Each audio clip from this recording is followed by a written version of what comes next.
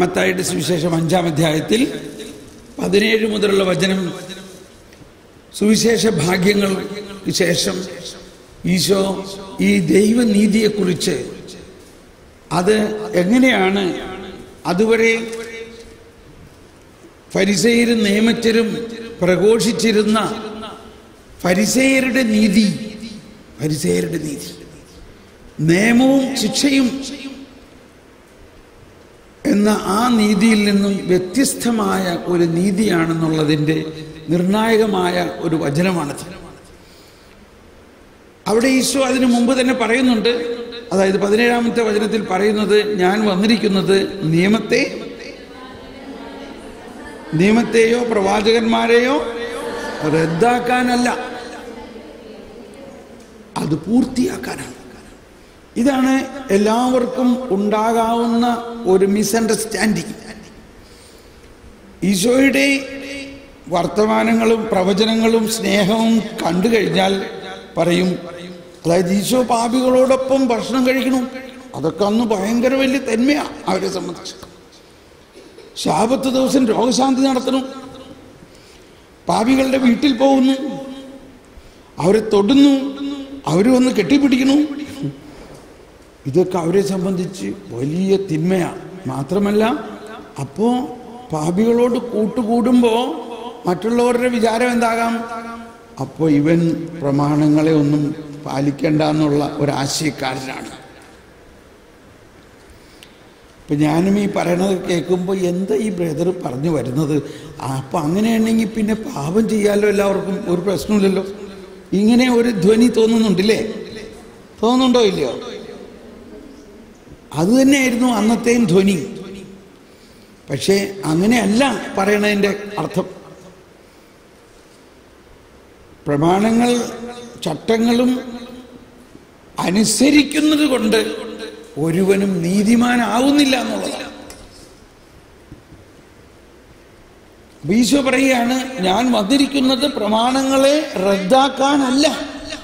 അപ്പം ആ ഒരു സ്റ്റാൻഡ് നമ്മൾ മുൻകൂട്ടി എടുക്കണം. ഈശോയുടെ ഈ കരുണാർദ്രമായ സ്നേഹവും സുവിശേഷവും കേൾക്കുമ്പോൾ ഇങ്ങനെ ഒരു ചിന്ത നമുക്കുണ്ടാകാം. ഉണ്ടെങ്കിൽ അത് മാറ്റിവെച്ചോളൂ. ഈശോ തന്നെ പറയാണ്, അങ്ങനെയല്ല അതിൻ്റെ അർത്ഥം. പ്രമാണങ്ങളെയും പ്രവാചകന്മാരെയും റദ്ദാക്കാനല്ല.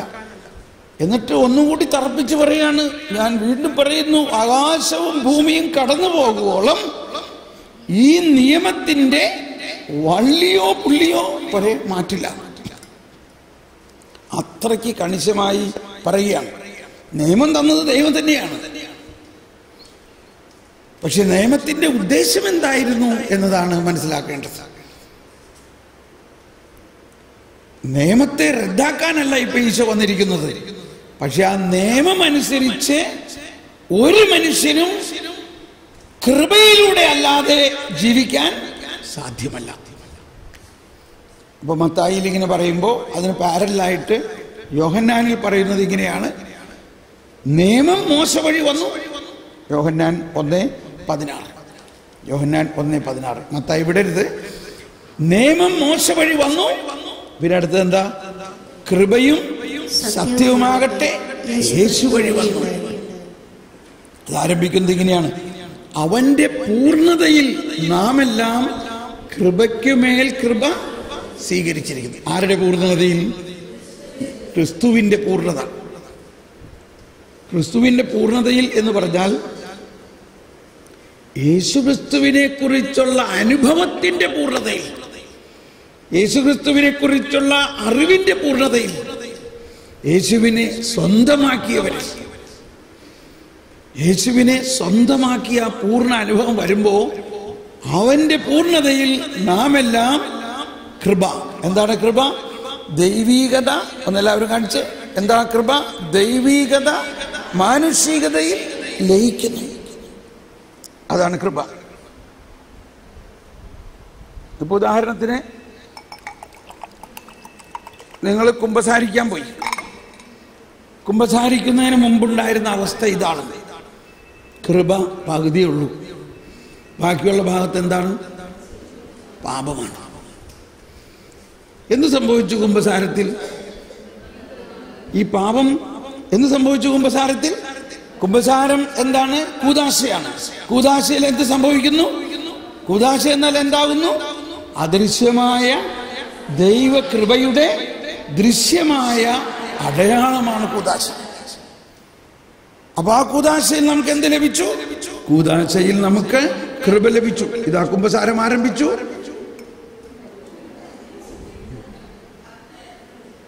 കുമ്പസാരം ആരംഭിച്ചു. ഇതാ കുമ്പസാരം ആരംഭിച്ചപ്പോൾ തന്നെ കൃപ ഒഴുകുന്നു. കൃപ ഒഴുകുമ്പോൾ പാപം പുറത്തേക്ക് പോകുന്നു. ഇതാ കൃപ ഒഴുകുന്നു, കൃപ നിറയുന്നു, കൃപ നിറയുന്നു,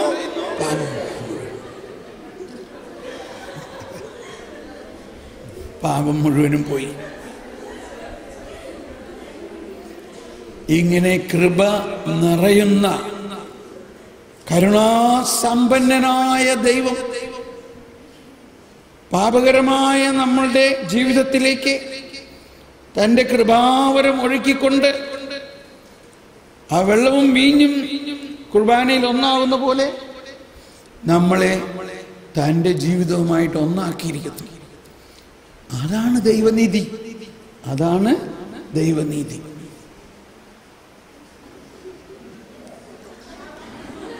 സമാധാനായി. എനിക്കറിയാം ഇതിവിടെ പോവുകയാണെങ്കിൽ പിന്നെ നിങ്ങളിതൊക്കെ തുടച്ച് കഴിയണമല്ലോ.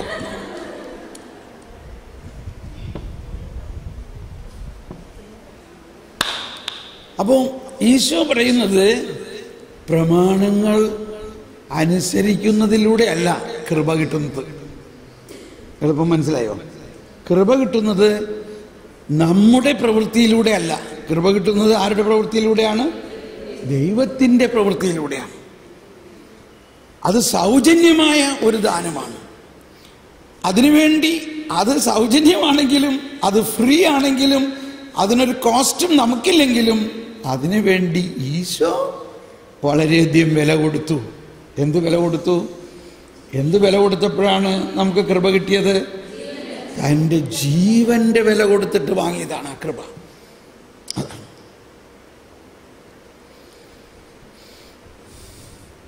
ഈ യേശു തൻ്റെ ജീവൻ കൊടുത്ത് വാങ്ങിയ ആ വിലയാണ് നമ്മൾ കാണേണ്ടത്. പ്രമാണങ്ങൾ അനുസരിക്കാൻ മോശ ജീവൻ കൊടുത്തൊന്നുമില്ല, നമ്മളും ജീവൻ കൊടുത്തില്ല. അപ്പൊ ഇതെല്ലാം പറയണ കേൾക്കുമ്പോൾ നമുക്ക് ഭയങ്കര പ്രയാസമാണ്. കാരണം നമ്മൾ ഇന്നേ വരെ പഠിച്ചേക്കണത് എന്താ നമ്മളെ പഠിപ്പിച്ചേക്കണത് മുഴുവനും? പ്രമാണങ്ങൾ അനുസരിച്ചാൽ നീ രക്ഷപ്പെട്ടു. എനിക്കിത് ആദ്യം മനസ്സിലായപ്പോൾ ഇത്രയും വലിയ ഒരു തെറ്റാണോ നമ്മളെല്ലാവരും ചെയ്തുകൊണ്ടിരിക്കുന്നത്? അതാണ് തെറ്റ് തന്നെയാണ്. എന്താ തെറ്റ്? നമ്മൾ പ്രമാണങ്ങളെ ദൈവത്തെക്കാൾ വലുതായിട്ട് കണക്കാക്കണം. പ്രമാണങ്ങളെ ദൈവത്തെക്കാൾ വലുതായിട്ട് കണക്കാക്കണം.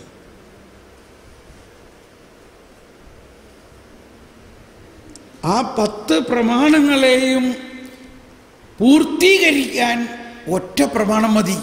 ഏത് പ്രമാണം? സ്നേഹിക്കുക. ഇപ്പം ഞാൻ ഇന്നലെ കഴിഞ്ഞ ആഴ്ച പാരീസിൽ ഇത് പറഞ്ഞപ്പോൾ ഞാൻ പറഞ്ഞെന്ന് തോന്നുന്നുണ്ട്, ഇവിടെ പറഞ്ഞു. അപ്പം ഇത് കേട്ട് അവർക്കങ്ങ് ഭയങ്കര അനുഭവമായി. കാരണം എന്താ? അവരെല്ലാവരും പാപികളാണ്. അതാ ഞാൻ പറഞ്ഞത്. പാപികൾക്ക് ഇത് എളുപ്പം മനസ്സിലാകും.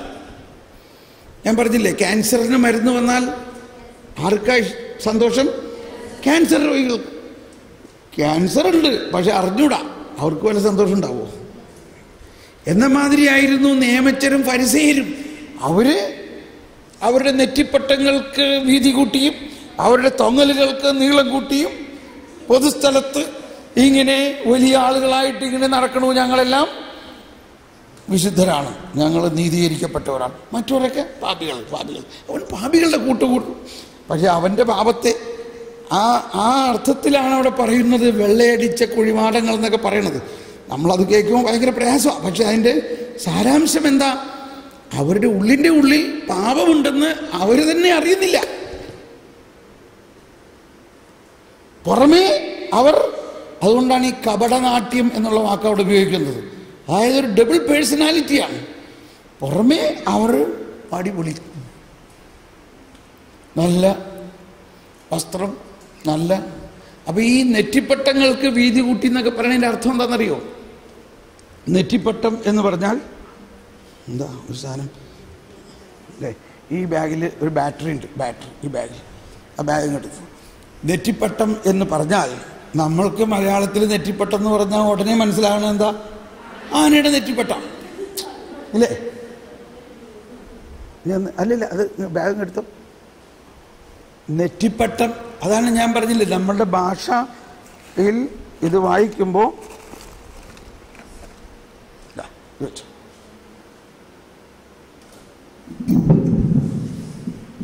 ഇത് കണ്ടോ, ഇങ്ങനെ ഒരു ബോക്സ്, ഇതിങ്ങനെ നെറ്റിയിൽ കെട്ടിവെക്കും. ആ ബോക്സിൽ 10 പ്രമാണങ്ങളും എഴുതി നിക്ഷേപിച്ചിട്ടുണ്ടാവും. അതിനാണ് ഇംഗ്ലീഷിൽ പറയുന്നത് ഫിലാക്ടറീസ്.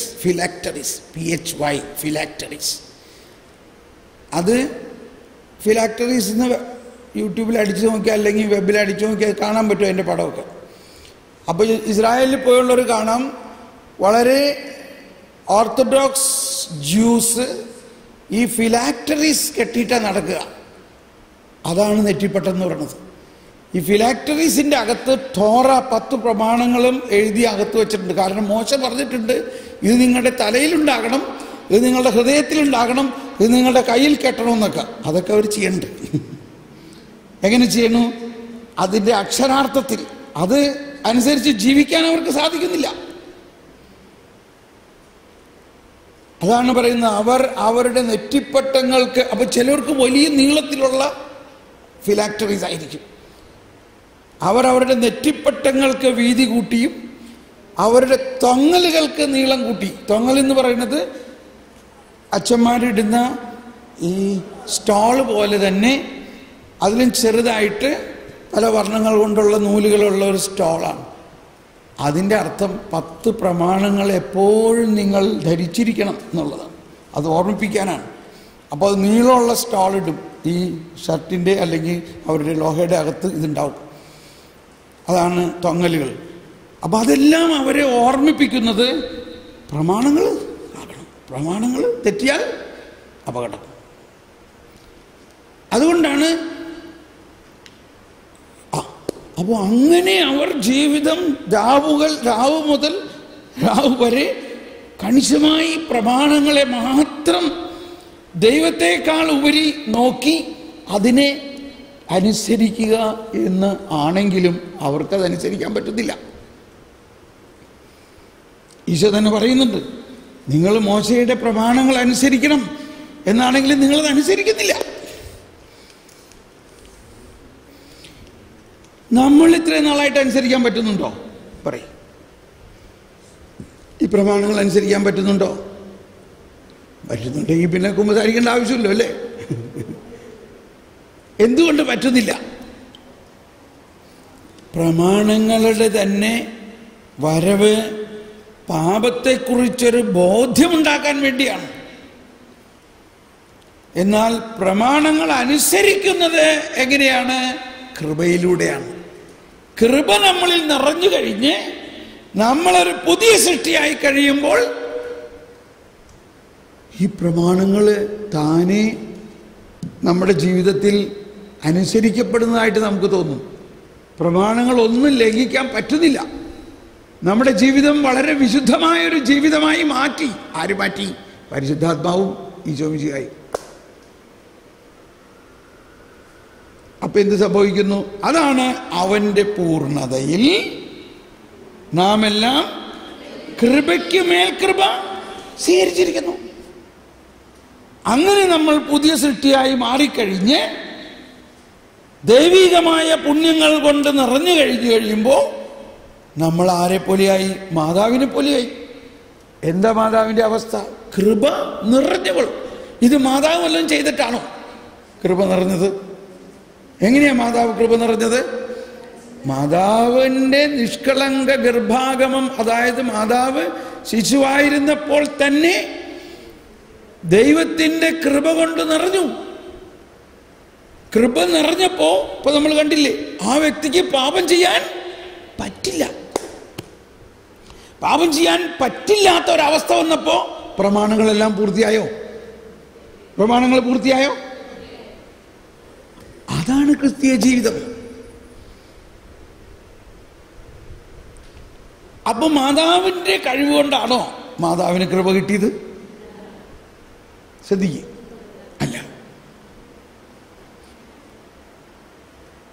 അങ്ങനെയുള്ള ഒരവസ്ഥ മാമോദീസായിലൂടെ നമുക്ക് തരികയാണ്. അപ്പൊ മാമോദീസ സ്വീകരിച്ചു കഴിഞ്ഞപ്പോ നമ്മുടെ അപ്പന്റെയും അമ്മയുടെയും ശാരീരിക അല്ലെങ്കിൽ അവരുടെ രക്തത്തിൽ നിന്ന് പിറന്ന നമ്മൾ ആരിൽ നിന്ന് പിറന്നവനായി മാറി? ദൈവത്തിന്റെ കുഞ്ഞായി മാറി. കൃപ നിറഞ്ഞു. നമ്മൾ നീതീകരിക്കപ്പെട്ടു. നമ്മുടെ സകല പാപങ്ങൾക്കും പരിഹാരം കർത്താവ് യേശു മിശിഹ ചെയ്തു. നമ്മളെ പുതിയ സൃഷ്ടിയാക്കി മാറ്റി. നമ്മൾ പ്രമാണങ്ങൾക്ക് അധീനത്തിലല്ല. പിന്നെ നമ്മൾ ആരുടെ അധീനത്തിലാണ്? പിന്നെ കൃപയുടെ അധീനത്തിലാണ്. കൃപ നമ്മളെ നയിക്കുന്നു. പരിശുദ്ധാത്മാവ് നമ്മളെ നയിക്കുന്നു. കർത്താവ് യേശു മിശിഹ നമ്മളെ നയിക്കുന്നു. അതാണ് ഞാനാണ് നിങ്ങളുടെ ഇടയൻ. പ്രമാണങ്ങളല്ല ഇടയൻ. പരിശുദ്ധാത്മാവാണ് നിങ്ങളെ നയിക്കുന്നതെങ്കിൽ നിങ്ങൾ ദൈവ മക്കളാണ്. കൽപ്പനകളാണ് നിങ്ങളെ നയിക്കുന്നതെങ്കിൽ നിങ്ങളൊരു അടിമയാണ്. അടിമകൾ കൽപ്പന പ്രകാരം ജോലി ചെയ്യുന്നു. എന്നാൽ മകനെ സംബന്ധിച്ച് കൽപ്പന ബാധകമല്ല. മകൻ പിതാവ് ചെയ്യുന്നതെല്ലാം മകൻ ചെയ്യണം.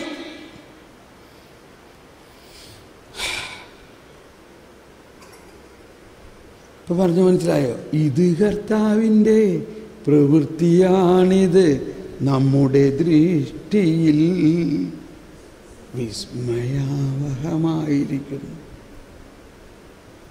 ഇതൊരു വിസ്മയാവഹമായ കാര്യമാണ്.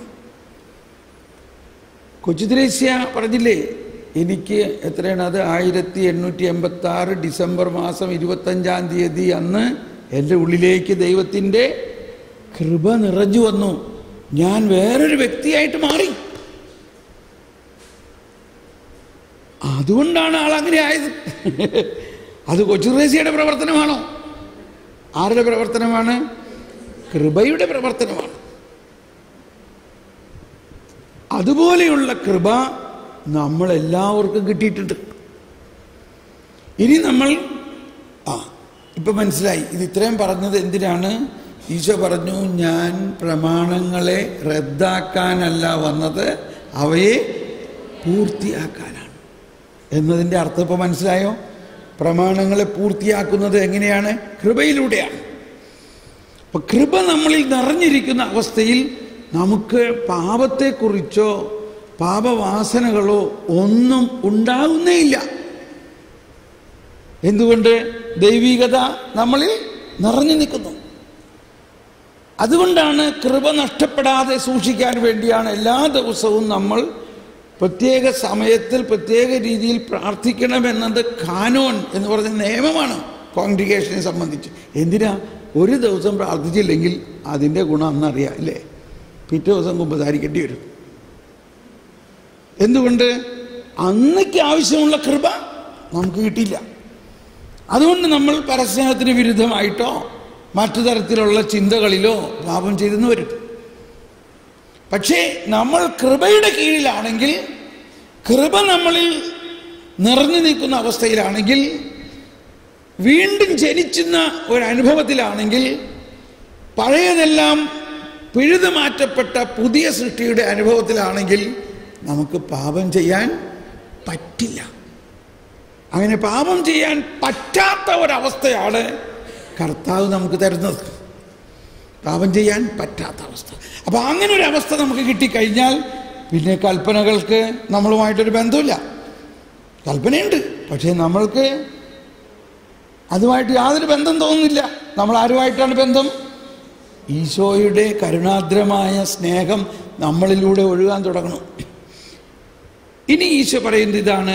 19-ഉം 20-ഉം വചനം ശ്രദ്ധിക്കണം. 5-ാം അധ്യായത്തിൽ 19-ഉം 20-ഉം. അപ്പോൾ അങ്ങനെയുള്ള ഈശോയിൽ വിശ്വസിക്കുന്ന ഒരാളാണ് ദൈവരാജ്യത്തിലുള്ള ആളെന്ന് പറയുന്നത്. എന്നാൽ ഈ പ്രമാണങ്ങളും ചട്ടങ്ങളിലും മാത്രം വിശ്വസിക്കുന്ന ആൾ യേശുവിൽ വിശ്വസിക്കാൻ പറ്റില്ല. യേശു കൊണ്ടുവന്നിരിക്കുന്ന പാപവിമോചനത്തിൻ്റെ ആ വലിയ രഹസ്യം അവന് മനസ്സിലാവുന്നില്ല. അവൻ ചട്ടങ്ങളും പ്രമാണങ്ങളെയും പാലിച്ചുകൊണ്ട് ജീവിക്കണം. അപ്പം അവൻ്റെ സ്വന്തം നീതി അവൻ നടപ്പാക്കുന്നു, ദൈവനീതി അല്ല അവന് കിട്ടുന്നത്. വായിക്കാം 5-ാം അധ്യായം 19, 20 വചനം വായിക്കാം. ഇവിടെ 3 കാര്യങ്ങളാണ് പറഞ്ഞിരിക്കുന്നത്. ഈ പ്രമാണങ്ങളിൽ ഏറ്റവും നിസ്സാരമായ ഒന്ന് ലംഘിക്കുകയോ ലംഘിക്കാൻ മറ്റുള്ളവരെ പഠിപ്പിക്കുകയോ ചെയ്യുന്നവൻ സ്വർഗരാജ്യത്തിൽ ചെറിയവനെന്ന് വിളിക്കപ്പെടും. ഇപ്പൊ മനസ്സിലായോ ആരാ ചെറിയവൻ? ഒന്നുകൂടി വായിച്ചേ. ഇത് മനസ്സിലാക്കാൻ ബുദ്ധിമുട്ടുള്ളതാണ്. ഒന്നുകൂടി വായിച്ചേ. എന്താ അതിന്റെ അർത്ഥം? ഈ പ്രമാണങ്ങളിൽ ഏറ്റവും നിസ്സാരമായ ഒരു പ്രമാണം ലംഘിക്കുകയോ ലംഘിക്കാൻ മറ്റുള്ളവരെ പഠിപ്പിക്കുകയോ ചെയ്യുന്നവൻ. വരട്ടെ. പ്രമാണങ്ങൾ ലംഘിക്കുക എന്ന് പറഞ്ഞാൽ എന്താ അർത്ഥം?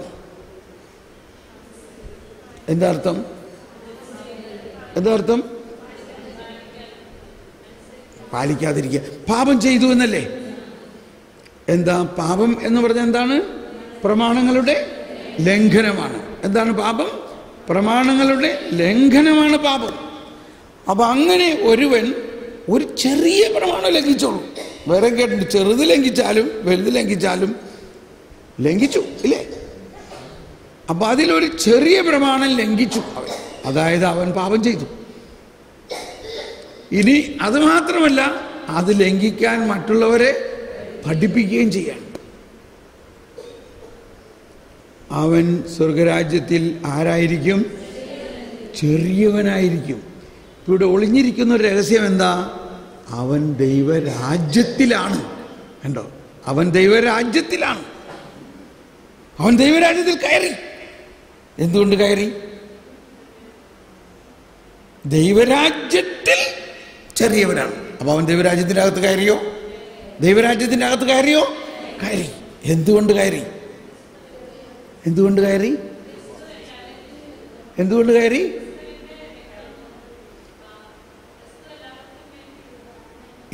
കയറി? കൃത്യമായ ഉത്തരം വന്നില്ല. അവൻ യേശുക്രിസ്തുവിൽ വിശ്വസിക്കുന്നത് കൊണ്ട്. അവൻ യേശുക്രിസ്തുവിൽ വിശ്വസിക്കുന്നു. വിശ്വസിക്കുന്ന സമയത്ത് ആരെങ്കിലും വിശുദ്ധരാണോ? അല്ല, എല്ലാവരും പാപികളാണ്. വിശ്വസിച്ചു കഴിയുമ്പോൾ എന്ത് സംഭവിക്കുന്നു? യേശുവിൻ്റെ രക്ഷാകര ദൗത്യത്തിൽ ആ വിശ്വസിക്കുന്ന ആൾ പങ്കാളിയാകുന്നു. അവൻ്റെ പാപത്തിന് യേശു പരിഹാരം ചെയ്തത് എൻ്റെ സൗജന്യമായ കൃപ അവന് കിട്ടുന്നു. വിശ്വസിച്ച് കഴിയുമ്പോൾ അവൻ്റെ പാപം മുഴുവനും ക്യാൻസലായി. എന്തുകൊണ്ട് ക്യാൻസലായി? പാപവും പാപത്തിൻ്റെ ശിക്ഷയും ക്യാൻസലായി. എന്തുകൊണ്ട് ക്യാൻസലായി? യേശുക്രിസ്തു അവന് വേണ്ടി കൂടിയല്ലേ ശിക്ഷ ഏറ്റെടുത്തത്? യേശുക്രിസ്തു അവൻ്റെ പാപത്തിന് പരിഹാരം ചെയ്തുവോ? യേശുക്രിസ്തു ആ പാപത്തിൻ്റെ ശിക്ഷ ഏറ്റെടുത്തുവോ? ആ പാപത്തിന്റെ ശാപം ഏറ്റെടുത്തുവോ? ഏറ്റെടുത്തു. അപ്പൊ അവൻ പാപിയാണെങ്കിലും അവൻ ദൈവരാജ്യത്തിലാണ്.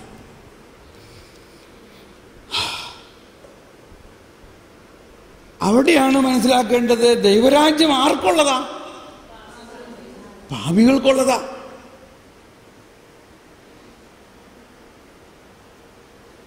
ഈ ദൈവരാജ്യം എന്ന് പറയുന്നത് ഇവിടെ വെച്ച് തന്നെ ആരംഭിക്കുന്ന ഒരവസ്ഥയാണ്. പലപ്പോഴും ആളുകൾക്ക് കൺഫ്യൂഷൻ, ദൈവരാജ്യം എന്ന് പറയുന്നത് മരിച്ചതിന് ശേഷമേ ഉള്ളൂ എന്ന്. അതല്ല, ഇവിടെ യേശുക്രിസ്തുവിൽ വിശ്വസിക്കുമ്പോൾ നമ്മൾ ദൈവരാജ്യത്തിലാണ്. മരിച്ചയാൾ പിന്നെ പാപം ചെയ്യാൻ പറ്റുമോ? മരിച്ചു കഴിഞ്ഞാൽ പാപം ചെയ്യാൻ പറ്റുമല്ലോ. അപ്പൊ ഇവിടെ പാപം ചെയ്യുന്ന അവസ്ഥയിൽ അവൻ യേശുവിൽ വിശ്വസിക്കുന്നുണ്ടെങ്കിൽ അവൻ ദൈവരാജ്യത്തിലാണ്. അപ്പോൾ ഒരുവൻ ഈ പ്രമാണം ലംഘിക്കുകയോ ലംഘിക്കാൻ മറ്റുള്ളവരെ പഠിപ്പിക്കുകയോ ചെയ്തവൻ ദൈവരാജ്യത്തിൽ ചെറിയവനെന്ന് വിളിക്കപ്പെടും. അപ്പൊ എന്തുകൊണ്ടാണ് അവൻ ദൈവരാജ്യത്തിൽ എന്ന് പറയുന്നത് അവൻ കർത്താവ് ഈശോ മിശിഹായിൽ വിശ്വസിക്കുന്നു. ഇത് ഒന്നാമത്തെ കണ്ടീഷൻ. ഇനി രണ്ടാമത്തെ പറയുന്നത് എന്താ? ഒരുവൻ അതനുസരിക്കുകയും പഠിപ്പിക്കുകയും ചെയ്യുന്നവൻ സ്വർഗരാജ്യത്തിൽ വലിയവൻ. കണ്ടോ, അവൻ പ്രമാണങ്ങളെല്ലാം അനുസരിക്കുന്നുണ്ട്, അനുസരിക്കാൻ പഠിപ്പിക്കുന്നുണ്ട്, പക്ഷെ അതോടൊപ്പം യേശുക്രിസ്തുവിൽ വിശ്വസിക്കുന്നുണ്ട്. ഇതാണ് ബെസ്റ്റ് കണ്ടീഷൻ. അവൻ സ്വർഗരാജ്യത്തിൽ വലിയവൻ.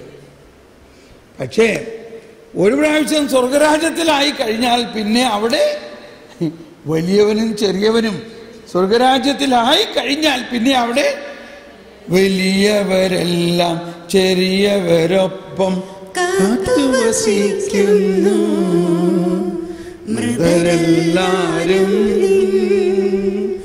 മഹിതോത്ഥാനത്തിൽ ശരണം തേടുന്നു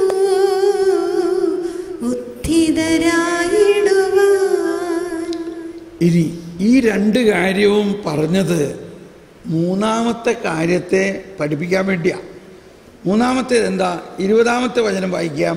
നിങ്ങളുടെ നീതി, എല്ലാവരും ശബ്ദമുയർത്തി, നിങ്ങളുടെ നീതി നിയമജ്ഞരുടെയും ഫരിസേയരുടെയും നീതിയെ അതിശയിക്കുന്നില്ലെങ്കിൽ നിങ്ങൾ സ്വർഗരാജ്യത്തിൽ പ്രവേശിക്കുകയില്ല എന്ന് ഞാൻ നിങ്ങളോട് പറയുന്നു. Praise the Lord. അതായത് ഫരിസേയരും നിയമജ്ഞരും പറയുന്ന നീതി അല്ല ദൈവനീതി.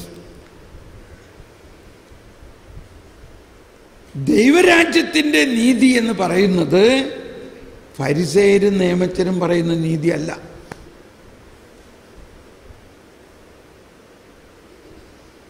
അതുകൊണ്ട് നിങ്ങളുടെ നീതി, ഒന്നുകൂടി പറഞ്ഞു പോയപ്പോ, നിങ്ങളുടെ നീതി ഫരിസേയരുടെയും നിയമജ്ഞരുടെയും നീതിയെ അതിശയിപ്പിക്കുന്ന ഒന്നായിരിക്കണം.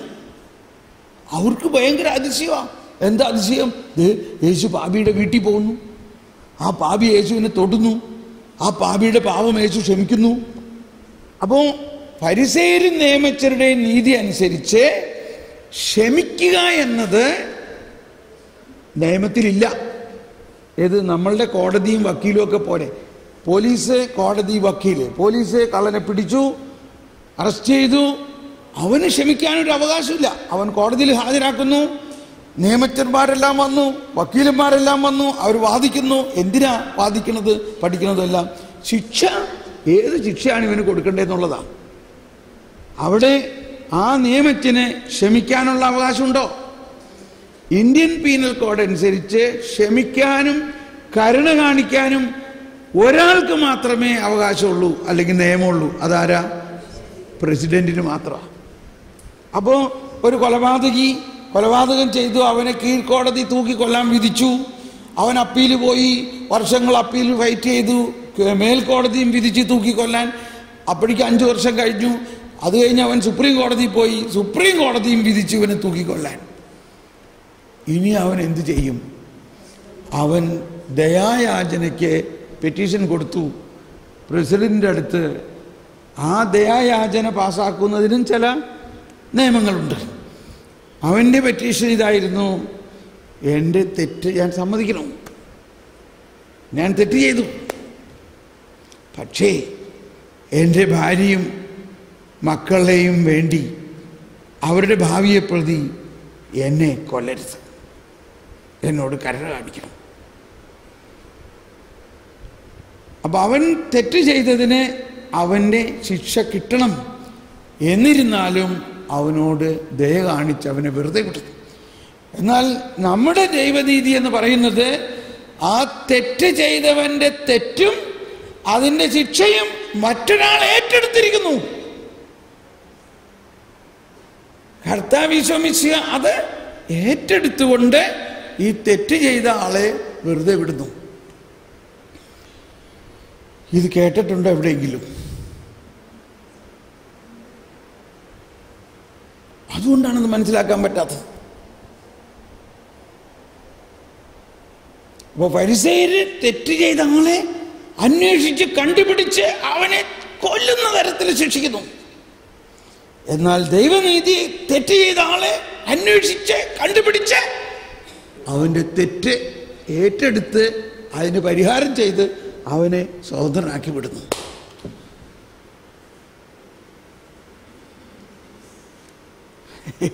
വിശ്വസിക്കാൻ പറ്റുന്നുണ്ടോ? ഇത് വിശ്വസിക്കുന്നതാണ് ഏറ്റവും ബുദ്ധിമുട്ടുള്ള കാര്യം. അതിനാണ് പരിശുദ്ധാത്മാവിനെ നമുക്ക് നൽകുന്നത്. അതാണ് ദൈവനീതി. അതാണ് ഈശോ പറയുന്നത്, നിങ്ങളുടെ നീതി, അതായത് നിങ്ങൾ ആഗ്രഹിക്കുന്ന ദൈവനീതി ഫരിസേയരുടെയും നിയമജ്ഞരുടെയും നീതിയെ അതിശയിക്കുന്നില്ലെങ്കിൽ, നിങ്ങൾ അതുപോലെയാണെങ്കിൽ നിങ്ങൾ ദൈവരാജ്യത്തിൽ പ്രവേശിക്കുകയില്ല.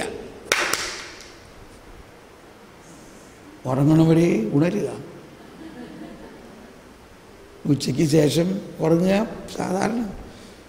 പക്ഷേ മനസ്സിലായോ? മനസ്സിലായാലും വളരെ ബുദ്ധിമുട്ടാണ്. ഈ ധ്യാനമെല്ലാം കഴിഞ്ഞ് നിങ്ങൾ പുറത്തിറങ്ങുമ്പോൾ വേറൊരാളോട് ചോദിക്കുമ്പോൾ അയാൾ പറയും, എന്തുട്ടി പറയണേ, തെറ്റ് ചെയ്തവർ ശിക്ഷ കിട്ടട്ടെ. തോമസ് പോൾ ഇങ്ങനെ പറയുന്ന കേട്ടാൽ ശിക്ഷ കിട്ടാതിരിക്കുമോ? തെറ്റ് ചെയ്യുന്നവർ ശിക്ഷ കിട്ടും. അതുകൊണ്ട് സിസ്റ്ററെ മര്യാദയ്ക്ക് ഈ തോമസ് പോൾ പറയണമെന്നും വിശ്വസിക്കുകയൊന്നും വേണ്ട. നല്ല ശിക്ഷ കൊടുക്കണം. ഇതാണ് നിങ്ങൾ കേൾക്കാൻ പോകുന്നത്. അഡ്വാൻസ് ആയിട്ട് പറയാം. കാരണം ഇന്നേ വരെ ഇത് കേട്ടിട്ടില്ല. സുവിശേഷത്തിൻ്റെ മർമ്മം മനസ്സിലാകണം. അപ്പോൾ ഇതാണ് സഭയുടെ പ്രബോധനത്തിൽ പറയുന്നത്. ഇത് ഞാൻ പറഞ്ഞതല്ല. എന്താ പറയുന്നത്? ഇവിടെ ശിക്ഷ കിട്ടണമെന്നല്ല പറയുന്നത്. 1997 കൃപയെക്കുറിച്ചാണ്. അതിന് മുമ്പാണ് 1987 ആയിരിക്കും. ഇല്ലില്ല, 92. 1992. 92. സജീവവും വിശുദ്ധവും ദൈവത്തിന് പ്രീതിജനകവുമായ ബലിവസ്തുവായി തന്നെ തന്നെ കുരിശിൽ അർപ്പിക്കുകയും തൻ്റെ രക്തം എല്ലാ മനുഷ്യരുടെയും പാപപരിഹാരത്തിനുള്ള ഉപകരണമാകുകയും ചെയ്തു. ആ ക്രിസ്തുവിൻ്റെ പീഡാസഹനത്തിൻ്റെ ഫലമായി നമുക്ക് ലഭിച്ചതാണ് നീതീകരണം. നമ്മളെ ദൈവം നീതീകരിച്ചിരിക്കുന്നു. എങ്ങനെ നീതീകരിച്ചു? നമ്മുടെ പാപം നമുക്കെതിരെ പരിഗണിക്കാതെ, ഇവിടെ പറയുന്നത് ശ്രദ്ധിക്കണം, സജീവവും വിശുദ്ധവും ദൈവത്തിന് പ്രീതിജനകവുമായ ബലിവസ്തുവായി തന്നെ തന്നെ കുരിശിൽ അർപ്പിച്ചു. തൻ്റെ രക്തം എല്ലാ മനുഷ്യരുടെയും പാപപരിഹാരത്തിനുള്ള ഉപകരണമായി. അതാണ്, ഇതെൻ്റെ രക്തമാകുന്നു, ഇത് നിങ്ങൾ വാങ്ങി പാനം ചെയ്യുവിൻ, ഇത് നവീനവും സനാതനവുമായ പുതിയ ഉടമ്പടിയിലെ പാപമോചനത്തിനുള്ള നിങ്ങൾ രക്തമാണ്. ഒന്ന് കൈവീശി കാണിച്ച് എല്ലാവരും. ജയ് ബോലോ ജയ് ബോലോ യേശു മസീഹാ കി ജയ് ബോലോ, ജയ് ബോലോ ജയ് ബോലോ യേശു മസീഹാ കി ജയ് ബോലോ. എത്ര നമ്പർ ഇറക്കിയിട്ടാണ് ഒന്ന് ഉറക്കില്ലാണ്ട് ഇരുത്തണല്ലേ? ഇല്ലേ? ഇതെൻ്റെ ഡ്യൂട്ടിയാണ്. നിങ്ങൾ ഉറങ്ങിയാൽ എൻ്റെ കുറ്റമാണ്, ഇല്ലേ? തോമസ് പോളിൻ്റെ ക്ലാസ്സിന് ഒരു അനുഭവമില്ല, അതുകൊണ്ടാണ് ഉറങ്ങണേ. അപ്പോൾ അതിനെ ഞാനൊന്ന് അനുഭവിപ്പിക്കാൻ നോക്കുകയാണ്. എല്ലാവരും ഒന്ന് ഏറ്റു പറഞ്ഞ്, സജീവവും വിശുദ്ധവും ദൈവത്തിന് പ്രീതിജനകവുമായ ബലിവസ്തുവായി തന്നെ തന്നെ കുരിശിൽ അർപ്പിക്കുകയും തൻ്റെ രക്തം എല്ലാ മനുഷ്യരുടെയും പാപപരിഹാരത്തിനുള്ള ഉപകരണമാവുകയും ചെയ്തു. ആ ക്രിസ്തുവിൻ്റെ പീഡാസഹനത്തിൻ്റെ ഫലമായി നമുക്ക് ലഭിച്ചതാണ് നീതീകരണം. അതാണ്. അപ്പോൾ വിശുദ്ധീകരണം, നീതീകരണം, മഹത്വീകരണം, ഇങ്ങനെ 3 കാര്യങ്ങളുണ്ട്. വിശുദ്ധീകരണം നമുക്ക് ലഭിച്ചത് നമ്മുടെ ശക്തി കൊണ്ടൊന്നുമല്ല, നമ്മൾ പ്രമാണങ്ങൾ പാലിക്കുന്നതിലൂടെയുമല്ല, നമ്മുടെ പാപം കർത്താവ് ശോമിക്കുക ഏറ്റെടുത്തതിലൂടെയാണ്. ഒരു ചെറിയ ചോദ്യം ചോദിക്കാൻ കേട്ടോ, പ്രാക്ടിക്കലായിട്ടുള്ളൊരു കാര്യം. ഇപ്പോൾ സാധാരണ അമ്മമാരോടാണ് ഞാൻ ചോദിക്കാറ്. ഇന്ന് നിങ്ങളും ഒരു അമ്മമാണ്, പക്ഷേ നിങ്ങളുടെ ആങ്ങളാന്ന് വിചാരിച്ചോ, നിങ്ങളുടെ സഹോദരൻ. എല്ലാവരും ശ്രദ്ധിക്കണേ, ഒന്ന് കൈവക്കിയേ. ഓൾറൈറ്റ്. നിങ്ങളുടെ കുഞ്ഞനുജൻ 10-15 വയസ്സുണ്ട്. അവനൊരു ക്രിമിനൽ കുറ്റം ചെയ്തു, വലിയ തെറ്റാണ് ചെയ്തത്. അവനെ പോലീസ് അറസ്റ്റ് ചെയ്തു. ശ്രദ്ധിക്കണേ, ശരിക്കും പേഴ്സണലായിട്ട് എടുക്കുന്നത്. നിങ്ങളുടെ ഒരു സഹോദരൻ വലിയ തെറ്റ് ചെയ്തു, അവനെ പോലീസ് അറസ്റ്റ് ചെയ്തു, അവനിപ്പോൾ ജയിലിലാണ്. ഈ വിവരം ഫോണിൽ കേൾക്കുമ്പോൾ തന്നെ നിങ്ങൾക്ക് ഭയങ്കര പ്രയാസമാവോ ഇല്ലയോ? ഇനി നിങ്ങൾ എന്താ ആഗ്രഹിക്കണേ? അവനെങ്ങനെയെങ്കിലും ഇന്ന് തന്നെ ജയിലിൽ നിന്ന് പുറത്തു കൊണ്ടുവരണം. അപ്പൊ എന്തുകൊണ്ട് നിങ്ങൾ ചിന്തിക്കുന്നില്ല, അവൻ തെറ്റ് ചെയ്തെങ്കിൽ അവന് ശിക്ഷ കിട്ടണ്ടേ? കണ്ടോ, നമ്മൾ അങ്ങനെ ചിന്തിക്കുന്നുണ്ടോ? അവൻ തെറ്റ് ചെയ്തു എന്നത് ശരിയാണ്, പക്ഷെ നമ്മൾ ചിന്തിക്കണത് അവനെ എങ്ങനെയെങ്കിലും വിമോചിപ്പിക്കണം. ഇതാണ് ദൈവത്തിൻ്റെ ഹൃദയം. എന്തുകൊണ്ടാ? അവൻ എൻ്റെ സ്വന്തമാണ്. അപ്പോൾ ഇതൊരു അമ്മയെ സംബന്ധിച്ചോ, ഒരു അമ്മയ്ക്ക് എന്താ തോന്നണേ? അയ്യോ, എൻ്റെ മോനെ എങ്ങനെയെങ്കിലും ഇറക്കിക്കൊണ്ടുവരണേ. അമ്മ കിടന്നുകൊണ്ട് വാവിട്ട് കരയാണ്. ഇല്ല, അവൻ തെറ്റ് ചെയ്തു, അതുകൊണ്ട് അവൻ കിടക്കട്ടെ എന്ന് ചിലപ്പോൾ വരാനുള്ളവർ പറയണ്ടാവും. പോലീസും പറയും അവൻ തെറ്റ് ചെയ്തു, അതുകൊണ്ട് അവിടെ കിടക്കട്ടെ. അതൊന്നും പറഞ്ഞാൽ പറ്റൂല, അവൻ എൻ്റെ മോനാണ്.